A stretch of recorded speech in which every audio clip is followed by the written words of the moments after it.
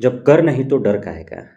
यह कहावत आप सभी अवश्य ही अपने आस पड़ोस, घर परिवार, गांव, समाज, दोस्त, यार, सगे संबंधी के मुख से अवश्य सुने होंगे। तो आज के वीडियो का यही सार है।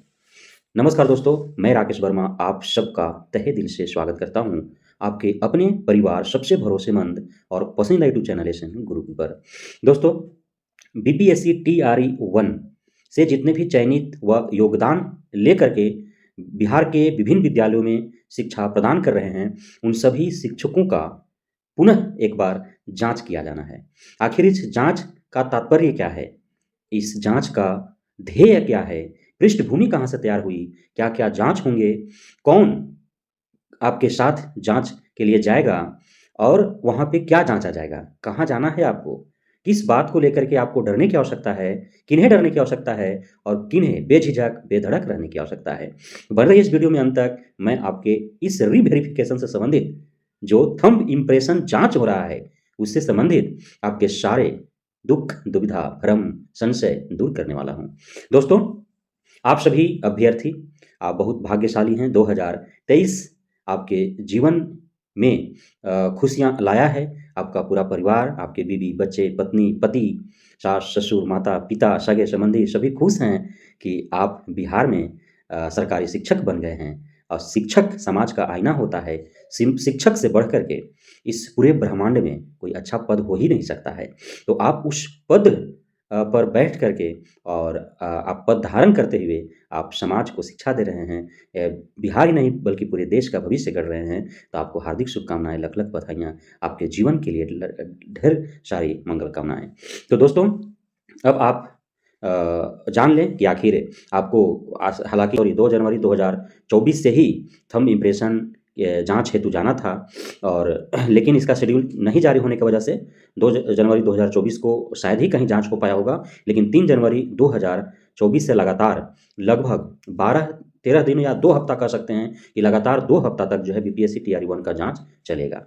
और इस महीना पूरे जनवरी भर में जो है टारगेट दे दिया गया है शिक्षा विभाग के द्वारा पूरे 38 जिला के जिला शिक्षा पदाधिकारी को कि हर हाल में उन्हें जो है थंब इम्प्रेशन टेस्ट जो है वो करा लेना है।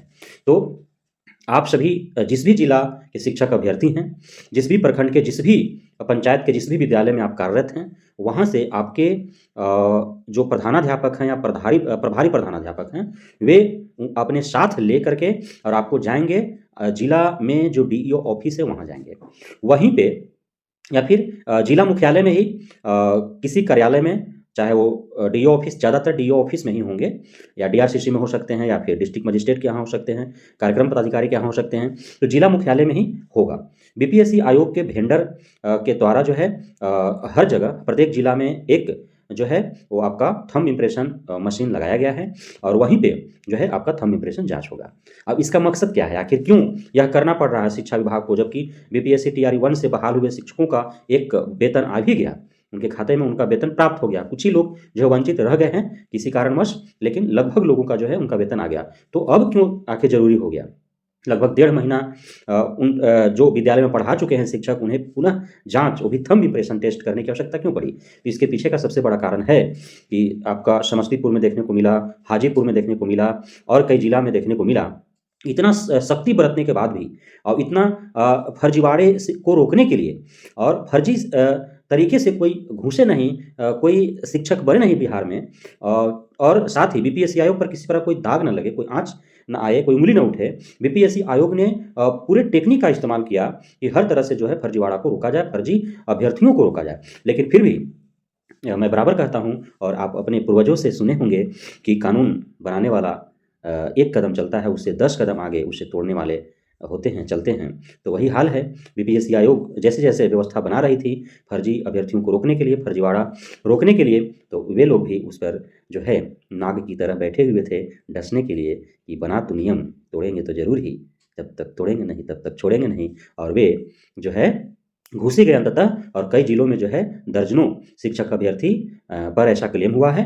कुछ अभ्यर्थी पकड़े गए हैं, जेल हो गया उन्हें, और कुछ अभ्यर्थी जो है वो भागने में सफलता हासिल की है। लेकिन बच कर जाएँगे कहाँ? कानून का हाथ लंबा होता है ना?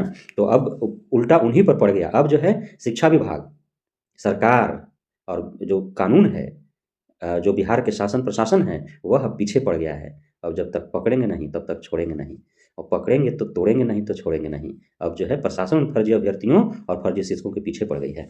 तो उसी से बचने के लिए कि अब जो है शिक्षा विभाग की आवश्यकता पड़ी, चूँकि उस समय जो है बीपीएससी आयोग के द्वारा और शिक्षा विभाग ने मांग भी नहीं किया था कि इस प्रकार के हालात उत्पन्न होंगे, आप जो एग्ज़ाम के टाइम में जो थंब इम्प्रेशन लिया गया है, वो थंब इम्प्रेशन आप प्रोवाइड करें और उसी के आधार पर जो है काउंसलिंग होगा।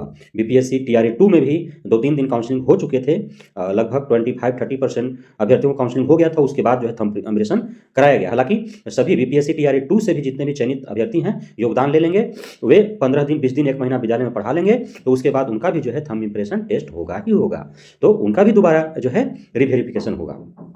तो यह जो है आपका इस वजह से, चूँकि ताकि फर्जी और अयोग्य अभ्यर्थी जो है वो शामिल ना हो, और यदि शिक्षक ही जब फर्जी होगा तो वो आखिर क्या पढ़ा पाएगा, क्या भविष्य गढ़ पाएगा। तो इसलिए फर्जी अभ्यर्थियों पर अंकुश लगाने के लिए, उन पर शिकंजा कसने के लिए ये प्रक्रिया करना पड़ रहा है। तो इसीलिए मैं कह रहा हूँ कि जब कर नहीं तो डर काहे का। जब आप सत्य हैं, जब आपका सारा डॉक्यूमेंट सही है, जब आप खुद सही हैं, जब सत्य और ईमानदारी के बदौलत जब पूरे मेहनत और लगन से आपने नौकरी प्राप्त की है, तो कोई भी टेस्ट करा ले शिक्षा विभाग, क्यों डरना है। जाएंगे निश्चिंत होकर, बेझिझक, बेधड़क कराएंगे टेस्ट, और सफलतापूर्वक वेरिफिकेशन के उपरांत सफल होकर के हम आएंगे फिर विद्यालय में और बच्चों को अपने पढ़ाने में लग जाएंगे। तो क्यों डरना है।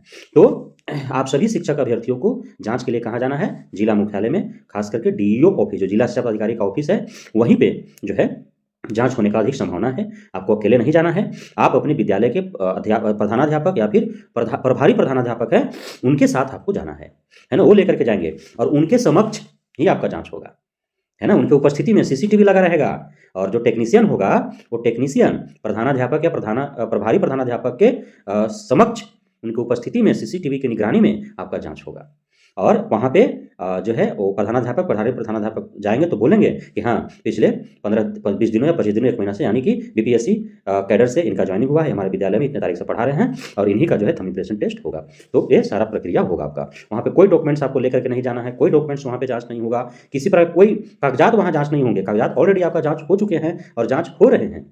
और जो बीपीएससी टीआरई 1 है, उनका कागजात जो है वो कई स्तर पर जांच हुए हैं, और फाइनल स्टेज में उनका जांच होना अभी बाकी है। और वो फाइनल स्टेज कैसे जांच होगा, तो आप जिस भी बोर्ड यूनिवर्सिटी से आपने जो कोर्स किया है, उन कोर्स के सर्टिफिकेट, उनका मार्कशीट, सारा जो आपने दिया है डॉक्यूमेंट वेरिफिकेशन के टाइम पर या बाद में भी बीआरसी में या फिर विद्यालय में, अब जब आपको मांगा गया था तो जो फाइल में आपने जो डॉक्यूमेंट्स दिया है, उन सारे डॉक्यूमेंट्स का जाँच किया जाएगा उस स्तर पे। तो वो जांच हो रहा है। थंब इम्प्रेशन से जांच होना है कि हाँ, आपने ही परीक्षा दिया, आपने ही काउंसलिंग कराया, आप ही योगदान देकर के विद्यालय में निरंतर आप पढ़ा रहे हैं, अर्थात आप सही हैं, फर्जी नहीं है। तो सिर्फ इसका टेस्ट के लिए जो है वो जांच वहाँ पे होगा, और कोई जांच नहीं होना है। तो डरना क्यों है, नहीं डरना है, एकदम बेझिझक बेधड़क रहें।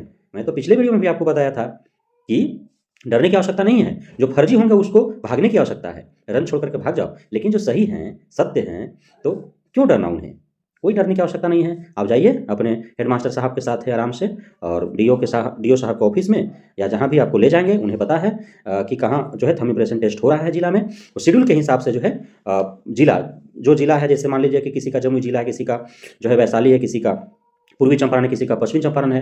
तो प्रत्येक जिला में प्रखंड कहीं 5 है, कहीं 11 है, कहीं 15 है। तो प्रत्येक प्रखंड का वो जिला के जो जिला शिक्षा पदाधिकारी होंगे, वो अपने सुविधा के अनुसार से, और वो तिथि तय कर देंगे कि हाँ, फलाने प्रखंड का इतना से इतना तारीख तक, चिलाने प्रखंड का इतना से इतना तारीख तक, ढेकाने प्रखंड का इतना से इतना तारीख तक। तो इस तरह से वो तिथि तय कर देंगे, और उस तिथि के हिसाब से जिला शिक्षा पदाधिकारी जो है वो प्रत्येक प्रखंड शिक्षा पदाधिकारी को वो लेटर भेजेंगे, और प्रखंड शिक्षा पदाधिकारी जो है वो उसे फॉरवर्ड कहाँ करेगा, अपने अधीनस्थ विद्यालय के प्रधानाध्यापकों को, और उस हिसाब से वो तय तिथि के अनुसार वो जाएंगे अपने शिक्षकों को लेकर के, और उनका जो है थंब इम्प्रेशन टेस्ट हो जाएगा।